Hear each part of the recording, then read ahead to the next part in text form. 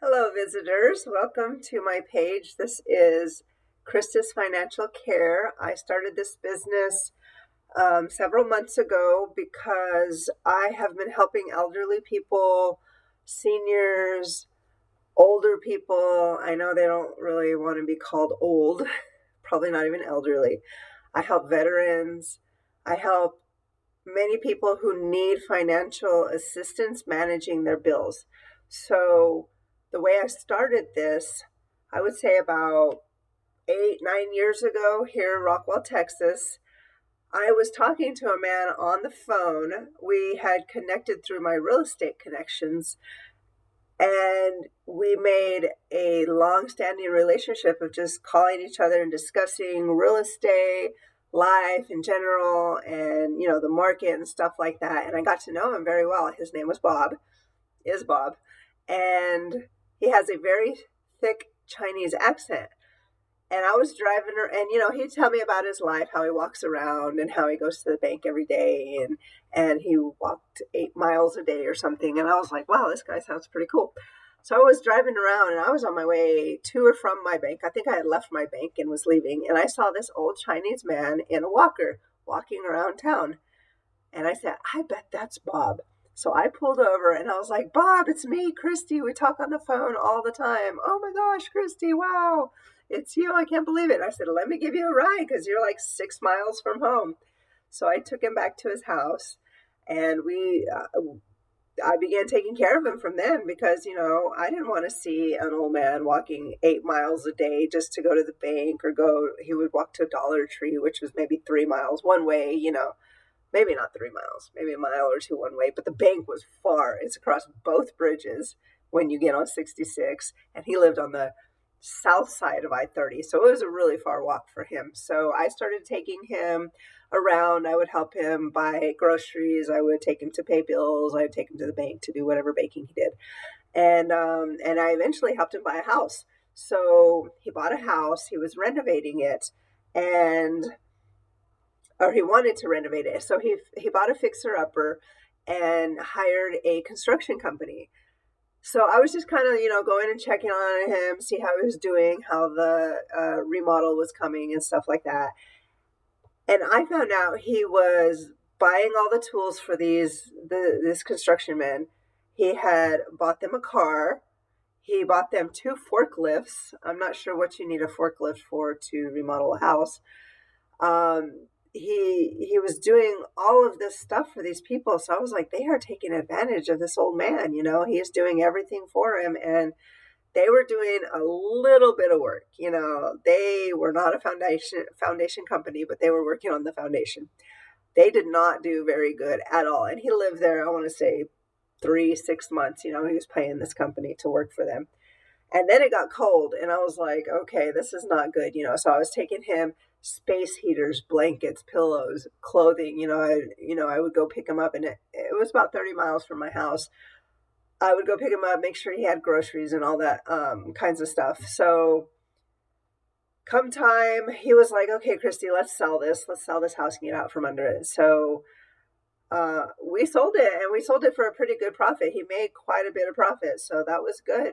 For him, it wasn't really fixed up very good, but the market has shifted, and he made a good profit. So he sold it. It was a what you call well, I'm not going to talk real estate. So anyway, he sold the house, and he moved. I helped him move to a trailer home where he was renting. He thought he was going to lease to buy, so he was renting from a lady and out in a trailer home on like 2 or 3 acres. He always talked about wanting to grow his own food and raise his own chickens and goats and all this stuff. So he went out there and started doing that.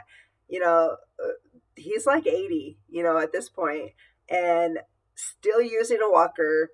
He bought a car. I don't know who sold him a car. He bought a car, and within 1 week, he wrecked his car. And I was like, oh my gosh. So obviously he doesn't need to be driving a car. And he was like, Christy, help me get a moped or a scooter or a bike or something that I could drive. And I was like, I'm not going to be responsible for you getting another vehicle and getting run over, or in a wreck and die. Like, no, I'm not going to do that. I'll help you drive. I'll go check, we'll go to the store. We'll do whatever kind of running around you need to do. So that's what I did. And then summer came, and he had a roommate very briefly. She didn't work out. They fought. He kicked her out, something. I don't know. She left, whatever. She was not a very nice woman. She was taking advantage of him too. She wasn't paying rent. So I don't know. She was having him pay for stuff. I don't even know what it was. And I went over one time in the heat of the summer, and here in Texas, the summers are hot and horrible. He was in this double wide without electricity or running water in the middle of summer. And I was like, no, this is not acceptable, not okay. You can't live here. We're not doing this. The goats, whatever's going on in the back, it's not going to work. You got to get out of here. You got to get a place to live. So I took him home with me for a couple of weeks because I was like, I don't know where to put him. I don't know what to do with him. He was a mess. So I let him live at the house. Brian did not like it. Brian's never liked charity work or been a compassionate person, but he's in the past. He's not my husband anymore. And the kids were like, Mom, this guy stinks. Why is he here? What's going on? Why are you letting him live here?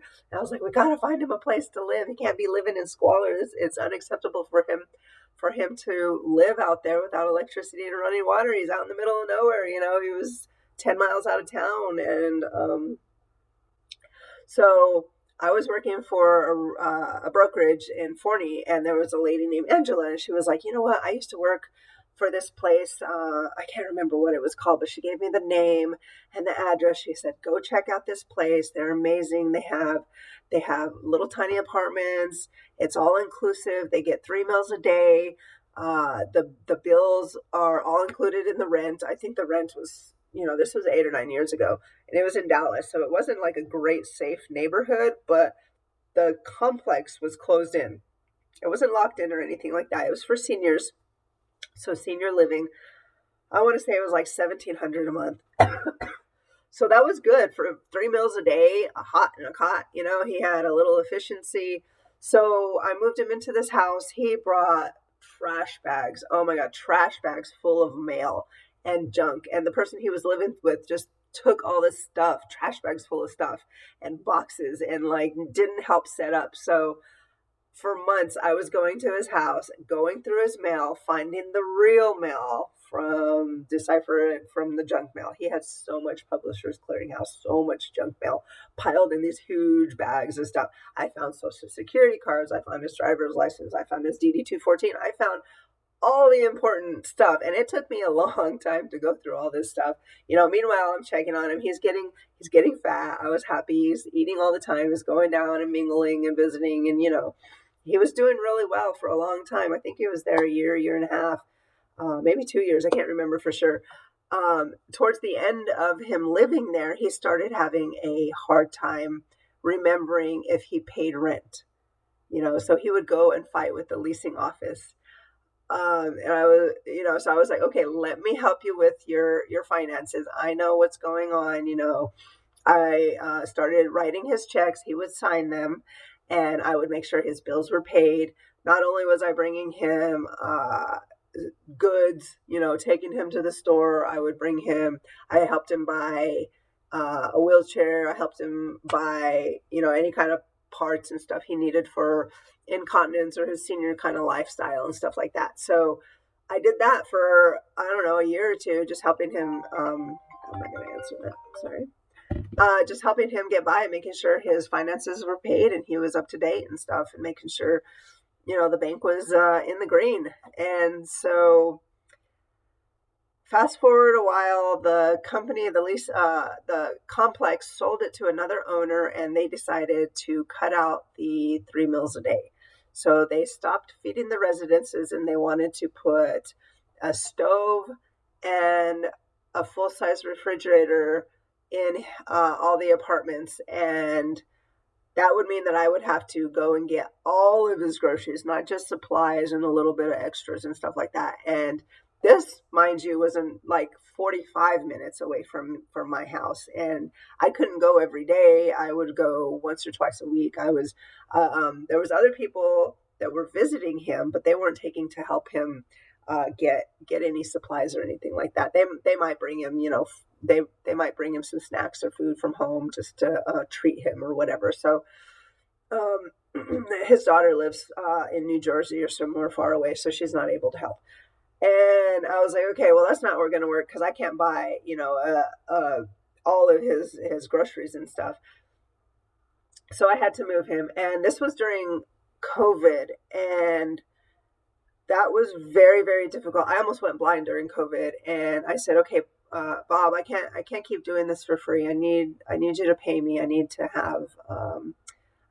be compensated for me helping you. I love you. I want to take care of you, but I need a little extra help. So that's when he started paying me, is right before I moved him from his first house and or his first complex. That was unassisted living. I moved him to assisted living, a place in Garland, just a little bit closer. Actually, not really. It was still pretty far away. But it was amazing. This place was so awesome. It was Rockridge. Rockridge? Rockridge? I think it was called Rockridge. No, I don't remember. Dang.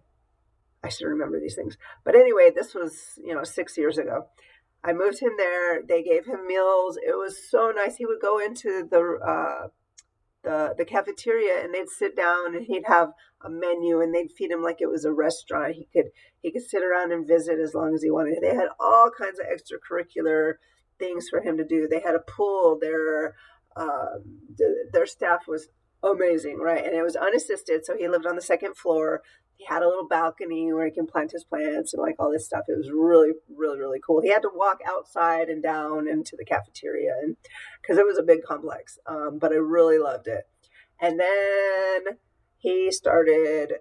This did have a little stove, a microwave, a fridge. So he wanted that stuff to be able to cook his own food. So he could, if he wanted to. He didn't really do too much of it. He started setting off the smoke alarms.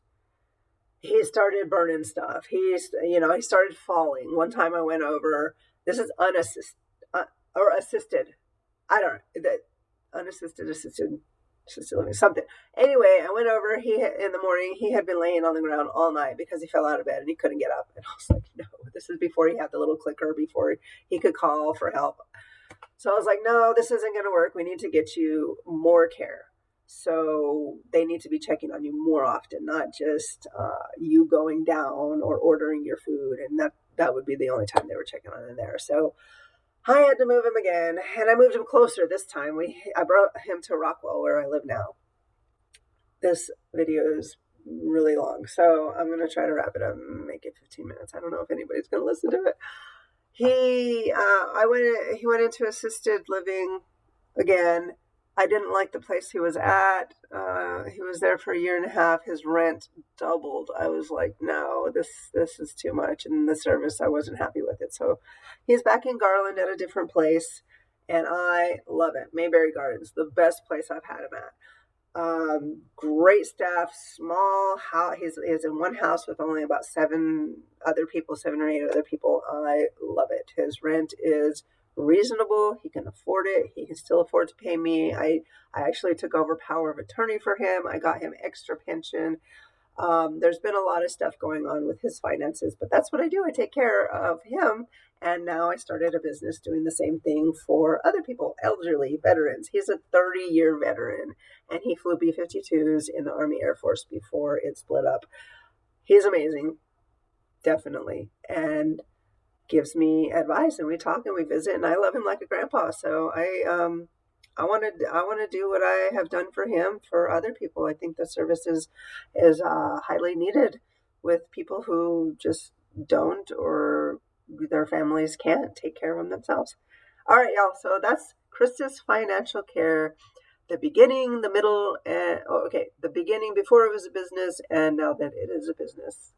I hope to make it thrive and grow to be amazing for my family. Thanks, y'all. Bye.